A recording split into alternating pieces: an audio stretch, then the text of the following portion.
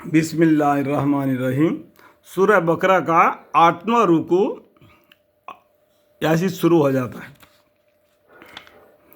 آپ سے چندوں کے حالات کے تحقیقات کرتے ہیں کہ آپ فرما دیجیے کہ وہ چاند آل سنا خط وقات ہو لوگوں کے لیے اور حج کے لیے، اور اس میں کوئی فضیلت نہیں کہ گھروں میں ان کے پشت کی طرف سے آیا کرو، ہاں لیکن فضیلت یہ ہے کہ کوئی شخص حرام چیز سے بچے اور گھروں میں ان کے دروازوں سے آوے۔ مطلب ہم حج کے بارے میں بھی بولتے ہیں کہ حج کس کے اوپر ہم حساب لگانا، چاند کے اوپر حساب لگانا، سورج کے اوپر نہیں۔ سورج صبح سے نکلتا ہے، وہ ہندو لوگ کیا کرتا ہے، اس کا کیلنڈر بنا لیتا ہے صبح سے لے کے شام تک، اور انگلش لوگ وہ کیا کرتا ہے، رات کے 12 بجے سے کیلنڈر بنا لیتا ہے، رات کے 12 بجے ڈیٹ بدلتا ہے۔ ہم مسلمانوں کا کب سے بدلتا ہے؟ مغرب سے۔ مغرب میں کب نکلتا ہے؟ چاند نکلتا ہے۔ ہمارا حساب چاند سے ہوتا ہے۔ اگر سورج سے لگاؤ گے تو جو زکوٰۃ دینے میں فرق پڑ جائے گا۔ ہم کو کیا کرنا ہے؟ چاند سے حساب لگانا ہے۔ حج کے بارے میں بھی ہو، اور حج کے بارے میں جو مسئلہ یہ بتایا ہے تو تھوڑا سا مسئلہ ہے، یہ فائدہ بازو میں لکھا ہوا ہے، انگلش دکھا رہا ہوں، اس کو بازو میں پڑھ لینا تو فائدہ لکھا ہوا ہے، اور بھی علم والے سے علم سیکھ لینا کہ یہ حج کو جا کے گھر کے پیچھے سے آنا کہ حج پورا نہیں ہو گیا، اس میں چھوڑ کے آ گیا بول کے نہیں، لیکن حج کے لیے، اور اس میں کوئی فضیلت نہیں کہ گھر میں ان کے پشت کی طرف سے یعنی پیچھے کی طرف سے آیا کرو، ہاں لیکن فضیلت یہ ہے کہ کوئی شخص حرام چیز سے بچے اور گھر میں ان کے دروازوں سے آوے، حرام سے بچنا، اور خدا تعالیٰ سے ڈرتے رہو، امید ہے کہ تم کامیاب ہو۔ واتقوا اللہ لعلکم تفلحون، اللہ سے ڈرو گے تو تم کامیاب ہو جاؤ گے، اور بے تکلف تم لڑو اللہ کے راہ میں ان لوگوں کے ساتھ جو نقص عہد کر کے تمہارے ساتھ لڑنے لگے۔ مطلب دین اسلام کو قبول کر لیا، عہد کو قبول کر لیا، پھر تمہارے پر چھڑی اٹھا دیا تو تم بھی ان پر چھڑی اٹھاؤ، اور آج خود حد اور معاہدہ سے نہ نکلو۔ مطلب حد سے معاہدہ، اگر کوئی کلمہ پڑھ لیا تو اس کو تو نے موت کے ڈر سے کلمہ پڑھ لیا کر کے بہانہ بتا کے اس کو مت مارنا، مجھ سے حد سے باہر بھی نہیں نکلنا۔ تمہارے پاس ڈرانے والے پیغمبر ہے، ان سے صلاح لے لینا، اور آج دنیا میں کیا ہے، علم والے ہیں، ان سے علم حاصل کر لینا، اور کتابوں سے اور قرآن سے۔ واقعہ اللہ تعالیٰ حد اور قانون شریعہ سے نکلنے والوں کو پسند نہیں کرتے۔ یہ کلمہ لا الہ الا اللہ محمد رسول اللہ صلی اللہ علیہ وسلم، یہ دائرہ ہے، اس کے اندر ہم سب امتی آ جاتے ہیں، تو یہ دائرہ سے آگے نکل کر نہیں جانا، اس کے اندر ہی رہنا، اس کے احکام کو عمل میں لے آنا، اور ان کو قتل کرو جہاں ان کو پاؤ، اور کہا ان کا نکل باہر کرو جہاں سے انہوں نے تم کو نکالنے پر مجبور کر دیا۔ یعنی جو آدمی تمہارے ساتھ عہد کر دیا تو اسلام کو قبول کر دیا، پھر تمہارے بعد میں اس نے جھوٹے کا عہد کھا کے یا عہد چھوڑ کر تم پر چھڑی اٹھایا تو تم بھی چھڑی اٹھاؤ۔ اگر تم کو باہر نکالنے پر وہ مجبور کر دیا، تم اس کو بھی باہر نکال کر دو، جیسا کہ تمہیں مکہ سے نکال دیا تھا، پھر مدینہ کو آنا پڑا۔ وہ بہت قصہ سب مسلمانوں کو معلوم ہے، مکہ کو پیغمبر صلی اللہ علیہ وسلم کیوں چھوڑنا پڑا، مدینہ میں آنا پڑا، مدینہ میں ان کو کون ساتھ دیا، اس کے بعد میں امت بڑھتی چلے گئی، پھر میں بہت سے جہاد کرنا پڑا، جنگ بہت سے کرنا پڑے، اور پیغمبر صلی اللہ علیہ وسلم نے 11 جنگوں میں حصہ لیا دین کے لیے، جو آدمی شہید ہو گئے، وہ سب کچھ اس میں معلوم ہو جاتا ہے کہ اس میں دبی ہوئی معنی ہے۔ تو وہ لوگوں نے کیا کیا، تم اسلام لائے تھے مکہ میں رہ کر، وہ لوگ تم کو مکہ سے نکلنے پر مجبور کر دیا تاکہ تم ایمان والے ہو گئے ان کے مذہب کو چھوڑ کر، اس طریقے سے تب اس پر وہاں پر رہنا مشکل ہو گیا۔ اللہ نے حکم دیا، آپ نے مکہ چھوڑ کر مدینہ میں آؤ، دوبارہ تم مکہ میں آؤ گے بڑی ہمت کے ساتھ، اور کوئی حج کرتا ہوگا، کوئی بال کتراتا ہوگا، کوئی سعی مروہ کا صحیح کرتا ہوگا، کوئی کعبہ شریف کا طواف کرتا ہوگا، اس طریقے سے اللہ تعالیٰ نے ہمارے پیغمبر صلی اللہ علیہ وسلم کو پہلے ہی وہ ایک اشارہ کر دیا تھے. اور ان کے ساتھ مسجد حرم کے قرب ونوا میں حرام کا لاتا ہے، قتل مت کرو. مطلب مسجد حرم میں اندر میں جو آدمی داخل ہو جاتا ہے تو وہاں پر اس کو قتل مت کرنا. یہ مسجد حرم ہے، یہ امن کی جگہ ہے، لیکن پھر بھی وہاں پر بھی کوئی وہ چھڑی اٹھاتے تو تم چھڑی اٹھانا، ورنہ تم وہاں پر قتل اور قتال نہیں کرنا. مسجد حرم کے قریب انواع میں کہ حرم کہلاتا ہے، قتل مت کرو. حرم مطلب کیا ہے؟ اور ظلم نہیں کرنا، اور کسی پیڑ کو نہیں کاٹنا، کسی پھول کو نہیں توڑنا، کوئی چیز کو ہٹانا نہیں. تم حج کے لیے گئے تو تمہارا حج کا کیا بات ہے، تم کو جو تعلیم دی گئی اس بات کو عمل کر کے آ جانا، لیکن وہاں پر الٹ سلٹ کامیں مت کرنا. مسجد حرم کے اندر وہ لوگ وہاں تم سے خود نہ لڑے. اگر جو ظلم کرنے والے ہیں، جو کافر لوگ ہیں، اگر تم سے خود لڑنے لگے مسجد حرم میں بھی تب تم اس سے لڑنا، ورنہ مسجد حرم میں قتل اور قتال نہیں کرنا. ہاں اگر وہ کفار خود ہی لڑنے کا سامان کرنے لگے تو تم بھی ان کو مارو. وہ ایسے کافروں کے کہ جو حرم میں لڑنے لگے ایسے ہی سزا ہے. جو اللہ تعالیٰ نے پیسفل رکھا حرم کو، وہاں پر بھی ایک لوگ فساد پھیلاتے ہیں تو وہاں پر تم اس کے لڑ سکتے ہیں.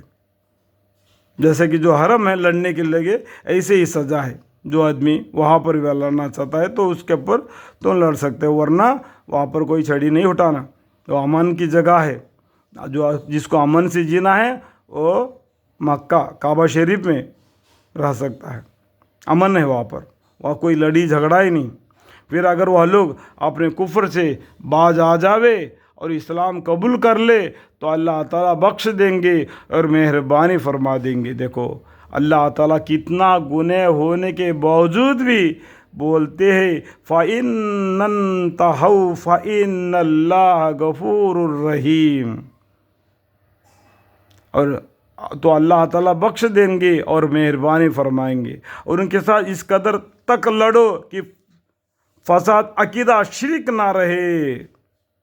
کب تک لڑو؟ ان تک فساد شرک نہ رہے. مطلب مسجد حرم کے اندر شرک نہیں رہنا، فساد نہیں رہنا، اور ان کا دین خالص اللہ ہی کا ہو جاوے. اور اگر لوگ کفر سے باز آ جاوے تو سختی کسی پر نہیں. جو آدمی کفر سے شرک سے باز آ جاتا ہے تو اس کے بعد میں بہانہ ڈھونڈ کر اس کے اوپر سختی نہیں کرنا. سختی نہیں ہوا کرتی بجز بے انصافی کرنے والوں کے. حرمت والا مہینہ ہے بعض حرمت والے مہینے کی، اور یہ حرمت ہے جو اوز معجزہ کے چیزیں ہیں.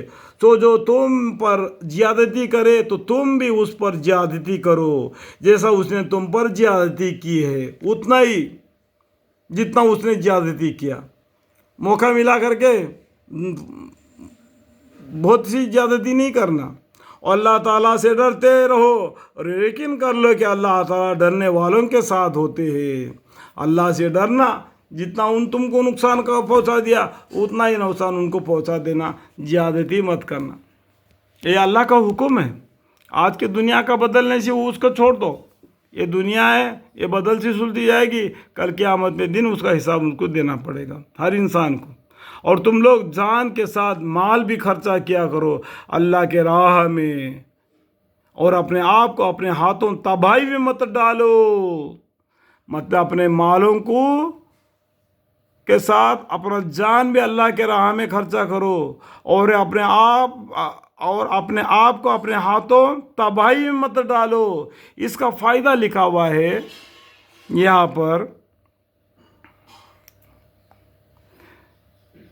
اور یہاں پر یہ جو فرمائیں گے اپنے ہاتھوں اس قید کا حاصل یہ ہے کہ با اختیار کوئی خلاف نہ کرے.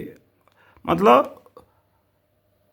اس کا فائدہ پڑھ لینا اور دیگر علم والے سے اس کا معنی سمجھ لینا، اور کام اچھی طرح کیا کرو. بلا شک اللہ تعالیٰ پسند کرتے ہیں اچھی طرح کام کرنے والوں کو. اور جب حج اور عمرہ کرنا ہو तो इस हज उम्रा को अल्लाह ताला के वास्ते पूरा पूरा अदा किया करो। फिर अगर किसी दुश्मन या मर्ज के सबब रोक दिया जाए तो कुर्बानी का जानवर जो कुछ मैसर हो ज़िबा करो, और अपने सरों को उस वक्त तक मत मुंडाओ जब तक कि कुर्बानी अपने मौका पर ना पहुंच जावे। कुर्बानी मौका पर पहुंचने के बाद में ऐलान किया जाता है फलाना फलाना आदमी का कुर्बानी हो चुका है, उसके बाद में वो सर मुंडा देना। वो हज के कानून है, जब तुम हज का इरादा करके जाओगे तो उसका तुमको लेसन दिया जाएगा, उसका इल्म तुमको बतला दिया जाएगा। अल्लाह ताला सबको तौफीक हिदायत दे, इल्म अता फरमाए। अलबत्ता अगर तुम में से कोई बीमार हो या इसके सर में कुछ तकलीफ़ हो तो वह सर मुंडवा कर फदिया यानी इसका शरिया बदला दे दे। 3 रोजे से या 6 मस्कीन को खैरात दे देना या 1 बकरी ज़िबा कर देने से। फिर अमन की हालत में हो तो जो शख्स उम्रा से उसको हज के साथ मिलाकर मुंतज़ा हुआ हो यानी अय्याम हज में उम्रा भी किया हो तो जो कुछ कुर्बानी मैसर हो ज़िबा करो। इसका मानी आप खुद समझ सकते हैं, इसके बीच में दबी हुई कोई मानी नहीं, ये खुद आप पढ़ सकते हैं कि इसका मानी क्या है। अल्लाह ताला हर चीज़ में ढील दिया है। तुमको बीमार होगा तो भी तुमको ढील दिया है, तुम तंदुरुस्ती होगा तो तुमको अमल करने के लिए बता दिया है। फिर जिस शख्स को कुर्बानी का जानवर मैसर ना हो तो उसका जिम्मा 3 दिन के रोजे है। अय्याम हज में क्या है, 3 दिन के रोज़ा रखना, और साथ है जबकि हज से तुम्हारे लौटने का वक़्त आ जाए, इसके बाद में हज पूरा हो गया, लौटने के घर वापस आने का हो गया, उस टाइम पर 7 दिन के रोज़ा है तो 10 दिन हो गए, ये पूरे 10 हुए। कब वो जिसको कुर्बानी करने का जानवर नहीं मिला तो उसका 3 दिन के रोज़ा रखना है अय्याम हज में, और 7 है जबकि हज से तुम्हारे लौटने का अपने घरों को आने के वक्त में 7 दिन के रोज़ा है, ये पूरे मिल गए 10 दिन हो गए। 10 दिन के रोज़ा रखना कब कुर्बानी का जानवर नहीं मिला। ये उस शख्स के लिए है जिसके अहल व अयाल मस्जिद हरम यानी काबा के करीब ना रहते हो, मस्जिद हरम यानी मस्जिद काबा के नज़दीक में नहीं रहते, दूर के रहने वाले, उनके लिए ये मसला है। अल्लाह ताला से डरते रहो। यहाँ पर फ़ायदा लिखा है, यहाँ पर फ़ायदा लिखा है, मैं उंगली से दिखा रहा हूँ, मेरा बात पर ही नहीं रहना कि फ़लाने ने इस तरीके से बयान किया था। ले मैंने आगे भी इल्म को बता रहा हूँ, यहाँ पर भी पढ़ के इल्म हासिल करना, और भी इल्म वाले से इन मसलों के हासिल कर लेना, और भी किताबें पढ़ के इल्म को हासिल कर लेना। मेरे कहने को आप पकड़ के मत बैठना, मेरा कोशिश है मेरा इल्म को दूसरे भाई तक पहुँचा देना। फन्नी गन्नी वलवारिया, अगर दीन का इल्म तुम 1 हरफ भी सीखा हो तो तुम दूसरे तक पहुँचा दो, और जान लो कि बिला शक अल्लाह ताला सजाए सख्त देते हैं। अल्लाह का हुक्म को नहीं मान के अपना मनमानी करोगे हज में, रोज़े में, बाकी ज़िंदगी में, तो अल्लाह ताला जान लो बिला शक अल्लाह ताला सजाए सख्त देते हैं। अल्लाहुम्मा अग़फ़िर ली, यहाँ तक सूरह बकरा का 8वां रुकू और ये पारा 2 का 24वां रुकू ख़त्म हो चुका।